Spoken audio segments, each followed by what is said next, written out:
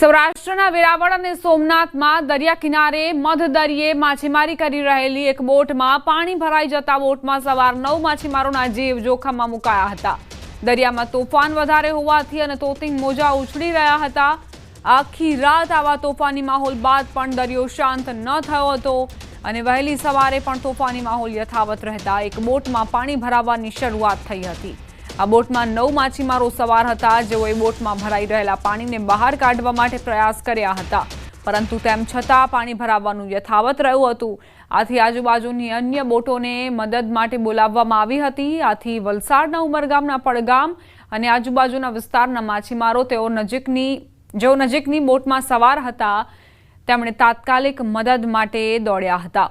ડૂબી રહેલી બોટને દોરડાથી બાંધી અને તેને કિનારા તરફ લાવવા પ્રયાસ કરાયા હતા। જો કે સતત 4 કલાક સુધી મધદરિયે આ બોટને દોરડેથી બાંધી કિનારા તરફ લાવવા ભારે પ્રયાસ બાદ પણ સોમનાથના દરિયા કિનારા નજીક પહોંચતા જ આ બોટ પાણીમાં ડૂબી ગઈ હતી।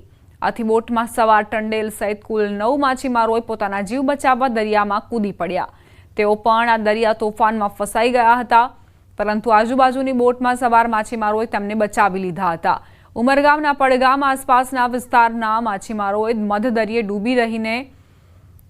ડૂબી રહેલી બોટમાં સવાર માછીમારોનું રેસ્ક્યુ કર્યું હતું અને તમામને બચાવી હેમખેમ કિનારે લાવ્યા હતા। આ મધદરિયે કરેલા રેસ્ક્યુ ઓપરેશનનો આ જે દ્રશ્યો છે તે પણ સામે આવ્યા છે। સંવાદદાતા ભરત જોડાઈ ગયા છે વધુ જાણકારી સાથે। ભરત, કઈ રીતે આ રેસ્ક્યુ ઓપરેશન ચલાવવામાં આવ્યું? માછીમારો કઈ રીતે આ ડૂબતી બોટને બચાવવા માટે પહોંચ્યા? જી બિલકુલ દીપા, વલસાડ જિલ્લાના પડગામ અને ઉમરગામ આસપાસના વિસ્તારના કેટલાક માછીમારો સૌરાષ્ટ્રના વેરાવળ અને સોમનાથના દરિયા કિનારે હતા, જેઓ 15 નોટિકલ માઇલ મધદરિયે હતા। એ દરમિયાન જ નજીકમાં એક માછીમારી કરી રહેલી એક બોટ છે, એમાં પાણી ભરાવાની શરૂઆત થઈ હતી। આથી આ બોટમાં સવાર ટંડેલ અને અન્ય માછીમારો મળી કુલ 9 લોકોના જીવ જોખમમાં મુકાયા હતા।